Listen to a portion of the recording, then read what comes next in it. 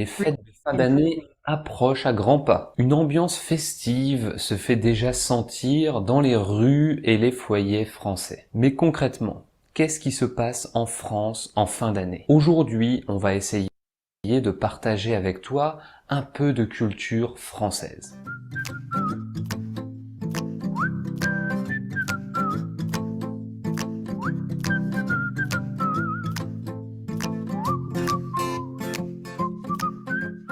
Avant de passer au contenu, je t'indique que le premier lien dans la description t'amènera vers la page de promotion sur tous les cours de français authentique. Il y a une promotion d'hiver. Attention, elle se termine le 26 décembre. Et cette promotion d'hiver te permet de te procurer n'importe quel cours de français authentique avec une très très belle réduction. Donc va voir ce premier lien. Tu as la description de tous les cours et tu as évidemment la possibilité de te les procurer avec une belle réduction. C'est valable sur tous les cours de français authentique. 30 jours pour booster ton français, qui est le cours préféré des membres de Français authentique.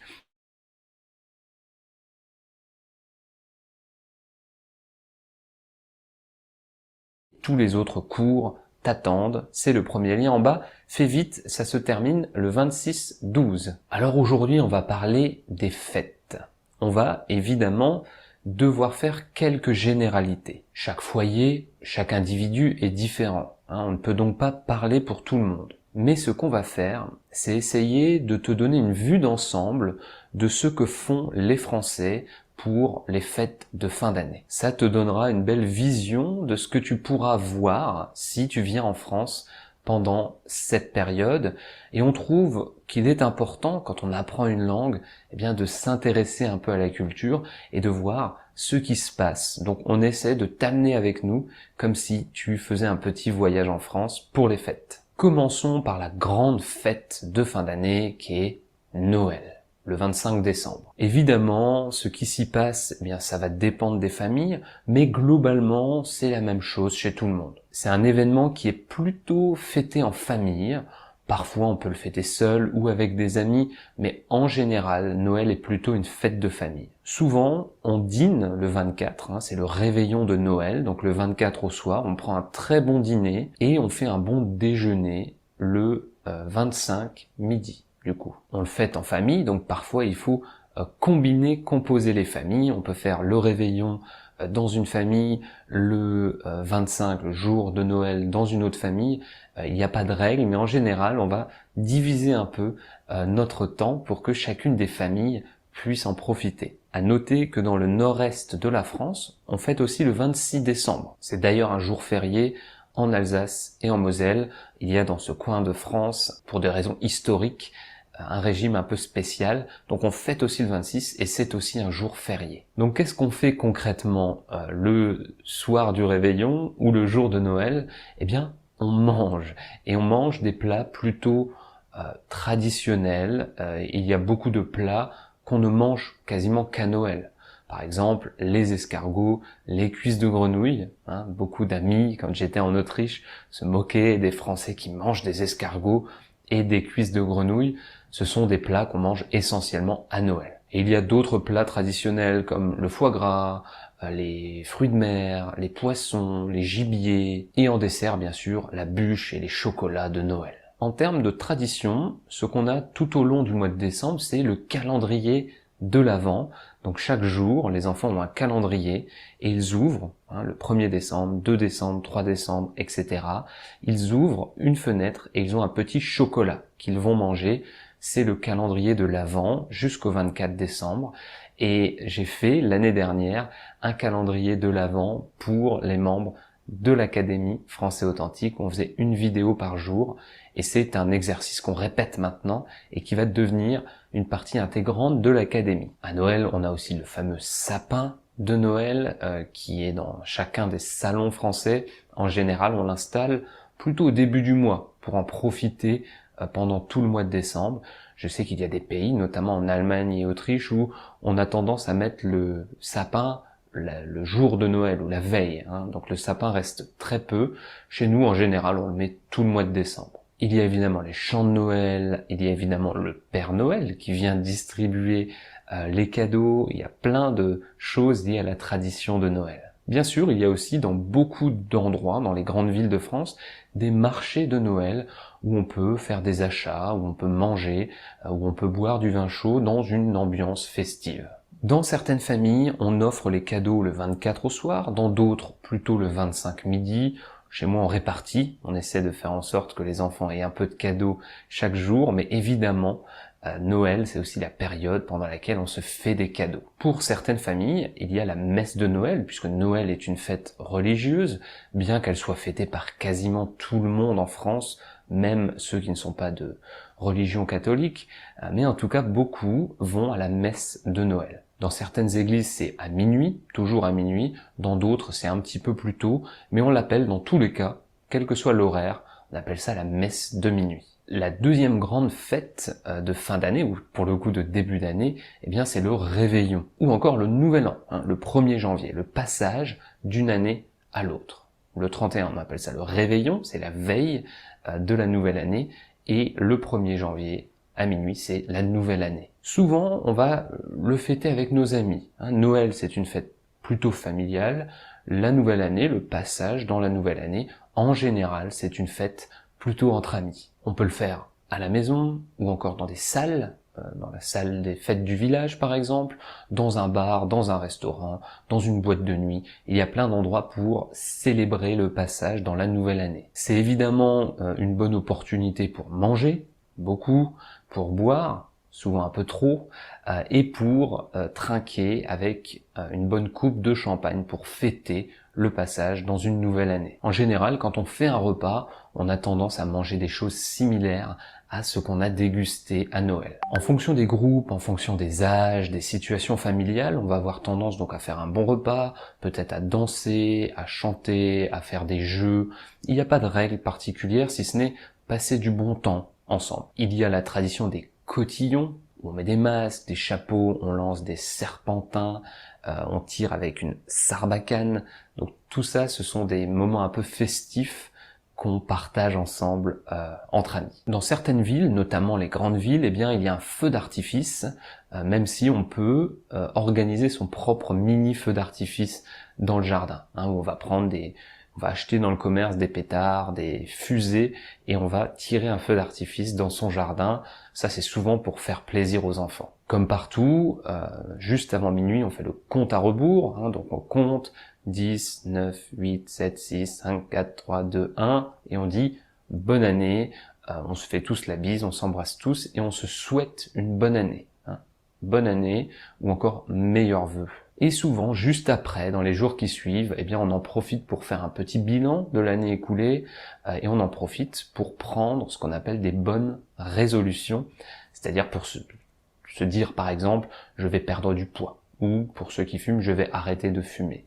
Souvent, ce sont ce type de résolutions qui sont prises, qui ne durent pas toujours. Je ne suis pas un adepte des bonnes résolutions. Moi, j'aime planifier mon année, j'aime me fixer des objectifs, mais je ne suis pas vraiment pour les bonnes résolutions, parce qu'à mon sens, elles ne sont pas très souvent suivies. Et j'ai d'ailleurs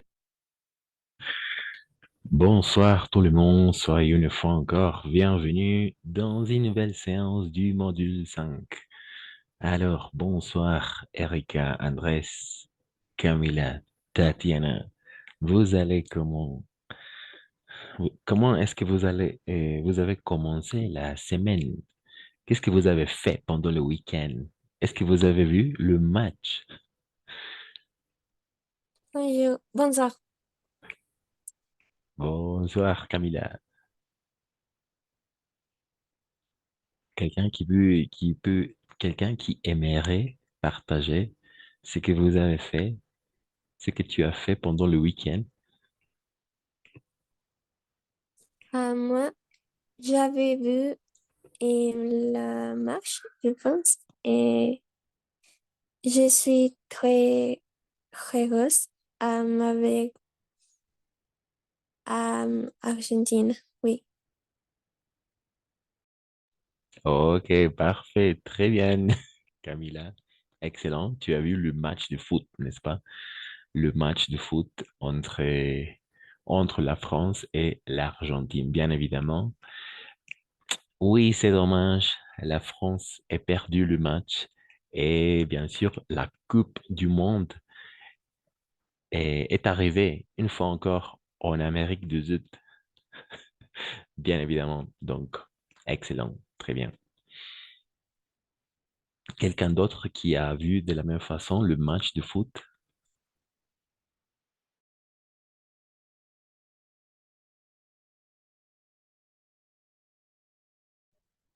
Hmm. Quelqu'un d'autre qui aimerait partager un peu ce que vous avez fait pendant le week-end? Moi, je vu les, les matchs de football avec ma famille euh, et nous euh, avons très nerviosos, Oui, et nerveux, en effet, nerveux. nerveux, oui. Mais euh, euh, nous sommes très contents parce que la Coupe du Monde est en Argentine. Exact, très bien. En effet, nous avons été très nerveux. En effet. Oui, c'est ça. Euh, Excellent. De la même façon, j'ai vu le match de foot et en effet, très bien. Hmm. Alors, je vais vous montrer une photo.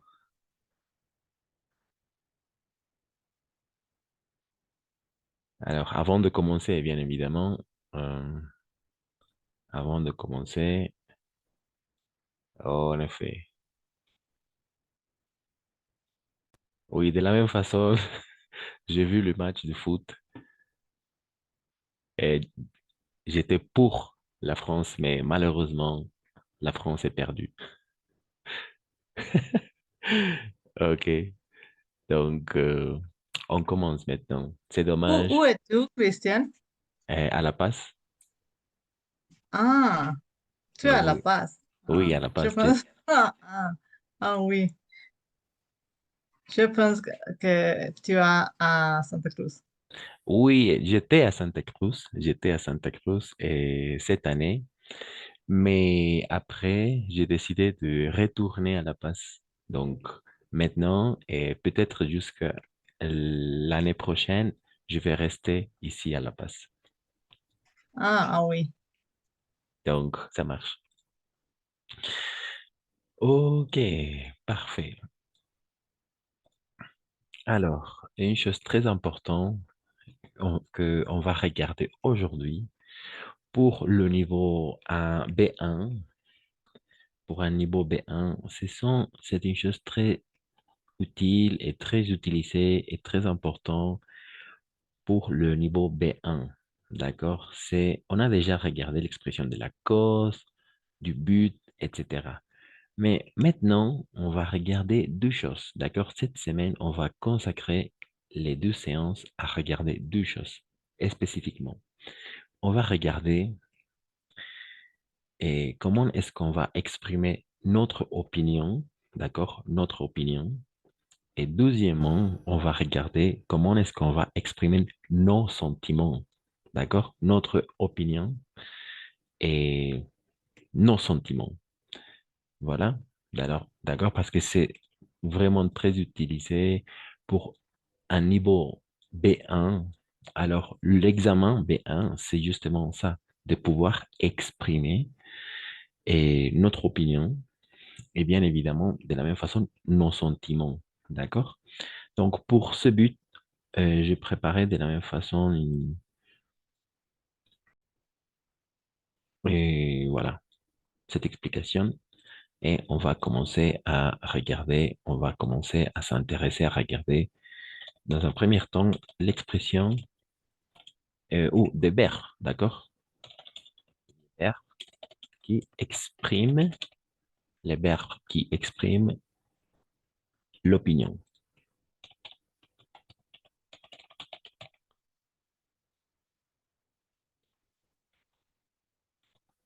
Voilà, parfait. Excellent.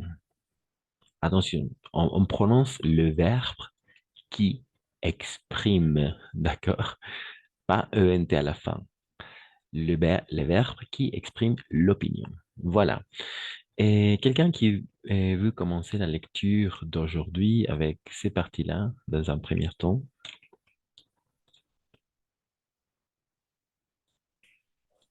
Moi, Voilà, merci, merci Camilla. Excellent, très bien. Vas-y. l'abord d'opinion comme constater, croire, penser, estimer, supposer, trouver sont suivis de l'indicatif dans les phrases affirmatives réelles. Je crois que tu as raison de l'appeler. Elle suppose qu'il l'appellera avant demain. Du subjonctif dans les phrases négatives et interrogatives avec l'inversion du sujet fait fait plus hypothétique. Il ne pense pas que je puisse étudier. Crois-tu que je dois acheter un autre jean? Exact. Un autre jean. C'est ça. Très bien. Merci Camilla pour la lecture. En effet, bien évidemment, on va tout simplement se concentrer à regarder les verbes qui expriment l'opinion. D'accord? Soit en utilisant l'indicatif ou le subjonctif. D'accord? On a déjà regardé les deux modes. Ce sont des modes. D'accord? Le mode indicatif et le mode du subjonctif. Alors, en effet, je crois que les verbes les plus utilisés, ce sont les verbes suivants. Constater, je constate, d'accord? Je crois de la même façon, croire, je pense de la même façon, j'estime, je suppose, je trouve, d'accord? Je trouve. Voilà. Ce sont les verbes qui vont être suivis de l'indicatif. Attention. D'accord?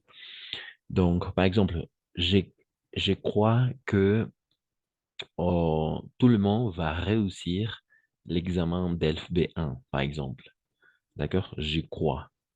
Ou je pense que, hum, à mon avis, je pense que euh, Argentine est hum, une excellente équipe de foot, disons. Je pense, j'estime, que, hum, je trouve que les politiciens sont un peu bavards. Voilà. Toujours, on va exprimer notre opinion avec ces verbes, d'accord? Constater, croire, penser, estimer, supposer, ou je suppose de la même façon, n'est-ce pas? Et je trouve. Voilà.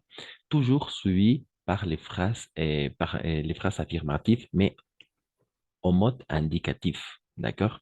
Par exemple, je ne crois que tu as raison de l'appeler. Voilà. Indicatif. C'est le mode indicatif. Elle suppose qu'il l'appellera avant demain. D'accord? Voilà. Mais attention, on va changer un peu, vu que on a déjà regardé le mode subjonctif.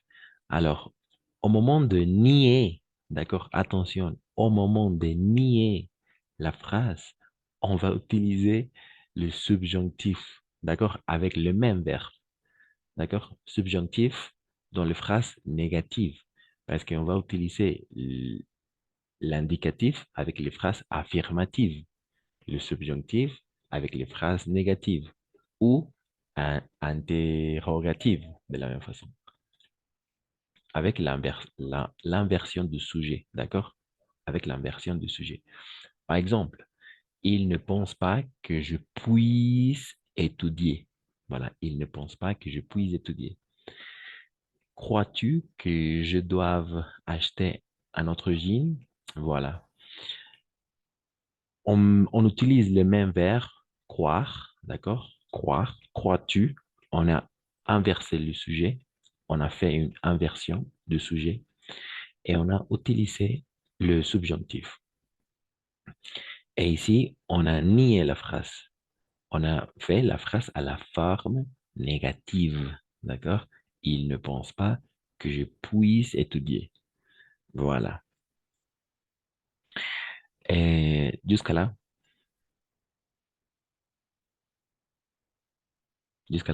ça fonctionne.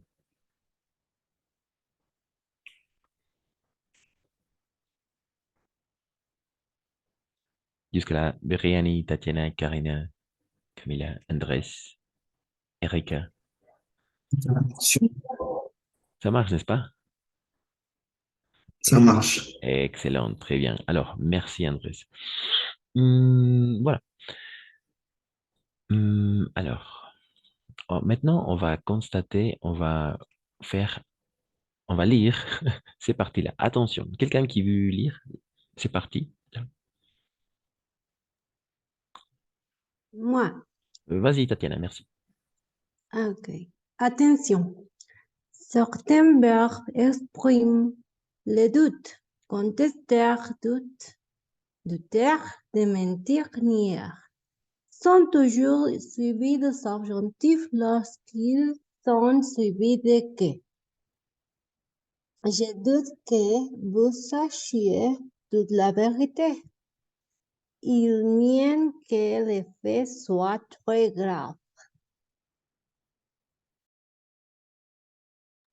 Ok, parfait, excellent. Très bien. Dans ces cas-là, oui, on va prononcer exprimant, d'accord? C'est vers. Ah non, oui, pardon. Oui, exprimant, d'accord? Parce que ENT. Mais dans ces cas-là, c'est le gérondif, d'accord? Certains verbes exprimant la doute, par exemple constater, douter, de mentir ou nier, sont toujours suivis de subjonctifs lorsqu'ils sont suivis de que, d'accord? Pour pouvoir identifier le subjonctif, toujours le subjonctif est introduit par que, d'accord? Que, toujours, bon, la plupart du temps. Donc, je doute, on va utiliser le verbe douter. Je doute que vous sachiez toute la vérité. Dudo que sepa toda la verdad. Je doute que vous sachiez toute la vérité.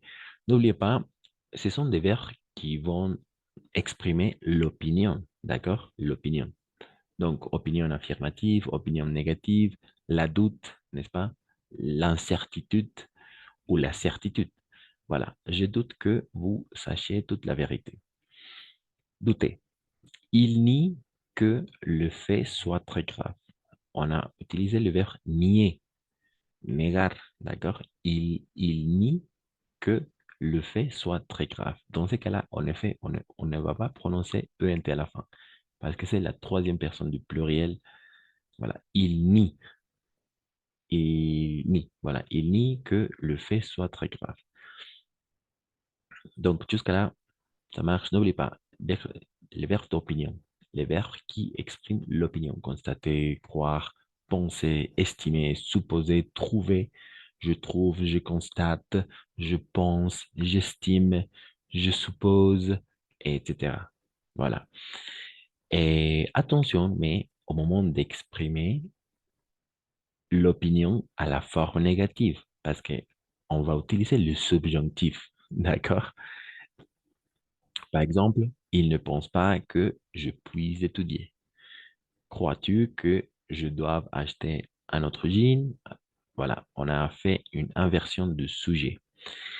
Et de la même façon, on va utiliser le subjonctif quand ce sont les verbes de l'incertitude.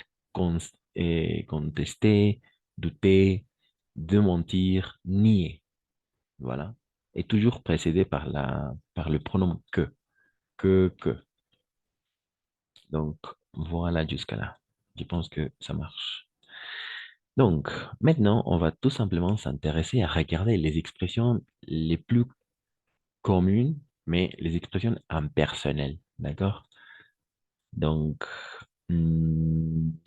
quelqu'un qui veut lire.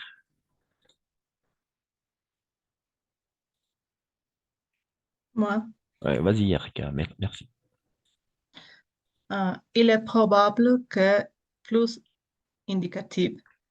Il me semble que plus indicatif, il est certain que plus indicatif, il est clair que, il est clair que plus indicatif, il semble que plus subjonctif, il est possible que subjonctif, plus subjonctif, il est probable qu'elle viendra te voir, il semble qu'elle a raison, il est certain que je viendrai vous voir. Il est clair que tu as raison. Il semble qu'elle ait raison. Il est possible qu'il vienne te voir. Exact, c'est ça. En effet, très bien, merci pour la lecture, Erika. En effet, on a toujours à voir, il est probable que, d'accord? Il est probable que, suivi de l'indicatif. Indicatif, indicatif, et attention avec les deux dernières, subjonctif, subjonctif. Voilà. Il est probable que, et il est probable qu'elle viendra te voir, d'accord? C'est le futur, mais c'est le futur de l'indicatif, d'accord? C'est pourquoi indicatif. Il me semblait qu'elle a raison, c'est le présent, me parece que ella tiene razón. Il me semble qu'elle a raison. Voilà. Il est certain que je viendrai vous voir. De la même façon, viendrai. Hum, le futur. Et il est clair que tu as raison, présent, n'est-ce pas? Et attention à il me semble que et il est possible que. La plupart du temps, on a euh, on a des problèmes avec il est probable que suivi de l'indicatif, il est possible que subjonctif, d'accord? Il est probable que indicatif, il est possible que subjonctif. Il est possible qu'ils viennent te voir, voilà. Es posible que vengan y es probable que vendrá, d'accord? Parce que on va exprimer une possibilité, d'accord? La possibilité. Et dans ces cas-là, on va exprimer la probabilité. Il est probable qu'elle viendra, d'accord, te voir. Il est possible qu'il vienne te voir. Excellent. Donc, jusqu'à là, avec les expressions ce sont des expressions impersonnelles, attention.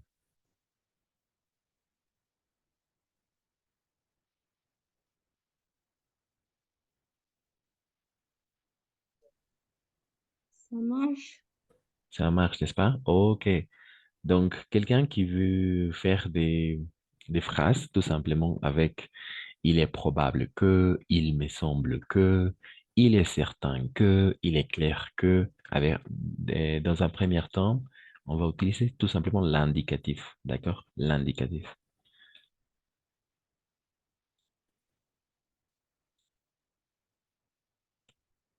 Donc, quelqu'un, des phrases, comme dans l'exemple,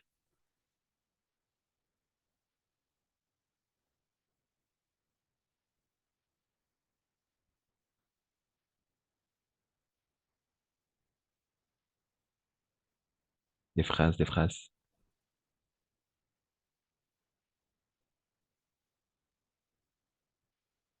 Moi, Non, vas-y, Erika, merci. il est probable qu'il voyagera à Paris. Exact, très bien. En effet, il est probable qu'il voyagera à Paris. Très bien. Oui, ça marche avec l'indicatif, le futur de l'indicatif. Mais de la même façon, alors, le mode indicatif, il y a le présent, le futur, le passé composé de la même façon. Ce sont des temps verbaux dans le mode de l'indicatif, d'accord? Mode indicatif. Parce que de la même façon, il y a le mode subjonctif au présent. C'est le subjonctif, bien évidemment. Et le passé composé du subjonctif de la même façon. Donc, mais jusqu'à là, le plus que parfait de sa fonction, le plus que parfait. Le présent, le futur, les conditionnels présents et passé.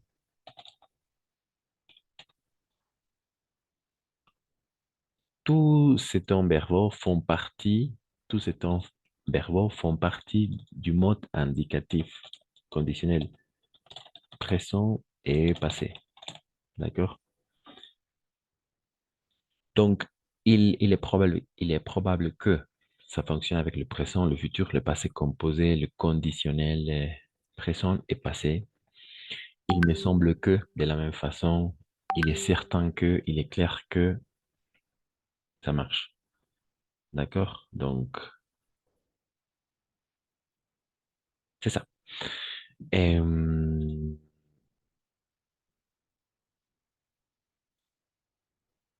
Excellent, très bien. Quelqu'un d'autre qui aimerait faire une phrase tout simplement avec il est probable, il me semble que, il est certain que, il est clair que, suivi de l'indicatif. Attention, suivi de l'indicatif.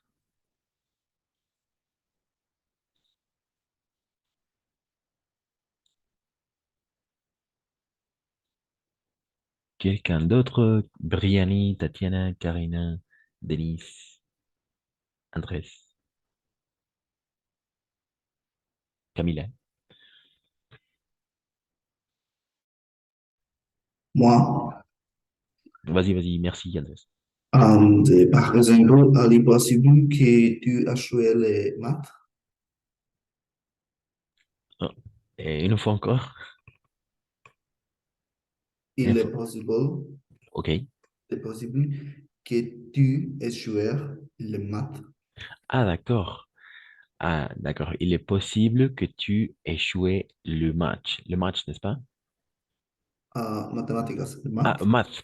Parfait. Échouer maths. Excellent. Parfait. Oui, ça marche. Il est possible, d'accord, possible que tu échoues maths. Ça marche. Parfait. Très bien. Utilisez le verbe échouer et avec le verbe réussir, d'accord? Réussir, réussir et échouer, d'accord? Ce sont deux verbes très importants, très utilisés. Ce sont des verbes opposés, d'accord? Réussir et échouer. Mais tout le monde, attention, tout le monde va passer l'examen. Par exemple, à la fin du module, on va passer l'examen. Tout le monde va passer l'examen, d'accord? Tout le monde va passer l'examen, mais je pense que la plupart d'entre vous vont réussir l'examen. Et malheureusement, il y a d'autres parts qui vont échouer l'examen.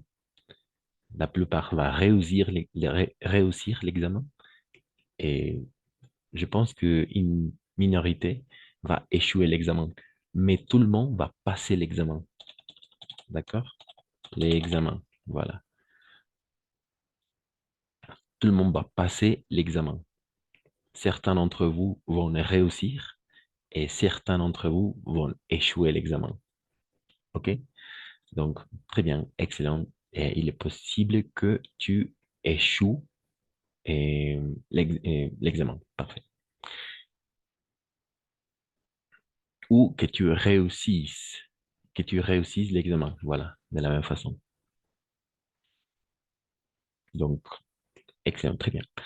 Donc, s'il n'y a pas de questions, on peut passer à faire les exercices pour exprimer, une fois encore, l'opinion. D'accord? N'oublie pas, ce sont des verbes, ce sont des expressions impersonnelles.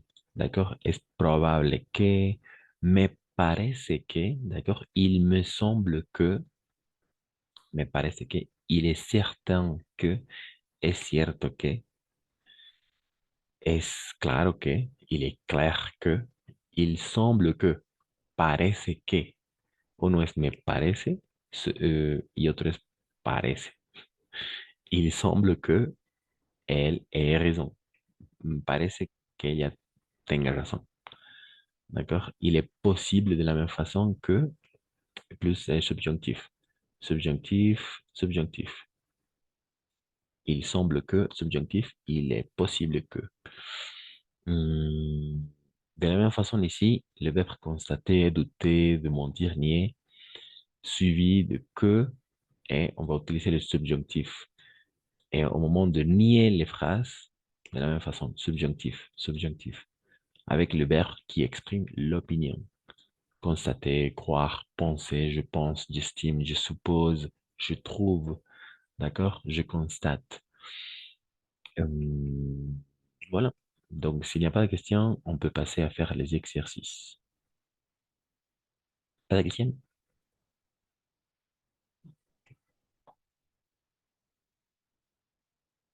Pas de question? Pas de question. Parfait, excellent, merci. Excellent, très bien. Alors, on va maintenant passer à faire les exercices.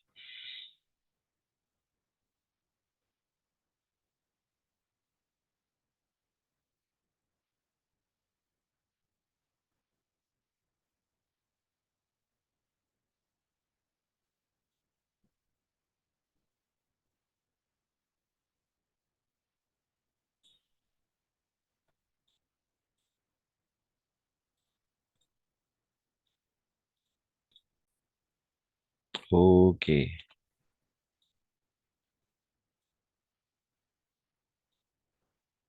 parfait. Donc, alors on va commencer avec la consigne numéro un. Quelqu'un qui veut lire la consigne et après, on va continuer avec l'exercice un et essayer à résoudre l'exercice numéro 2.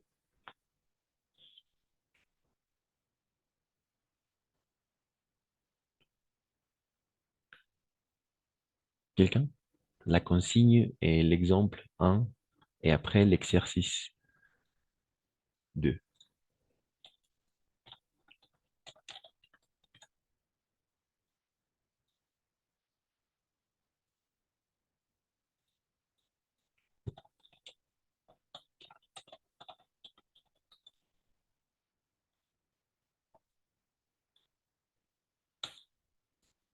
Quelqu'un qui veut lire et essayer à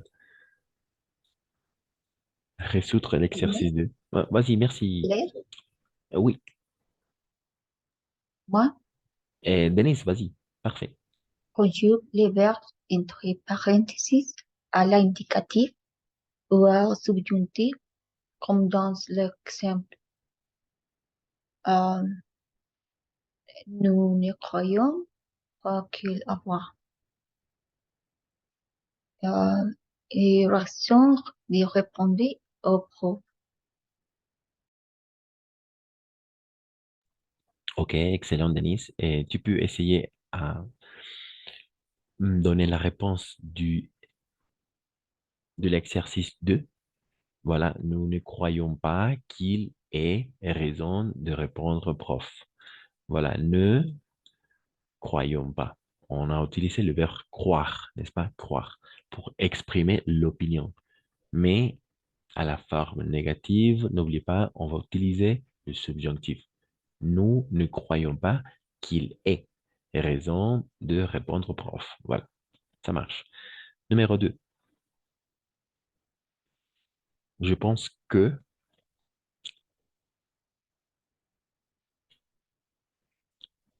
je pense que,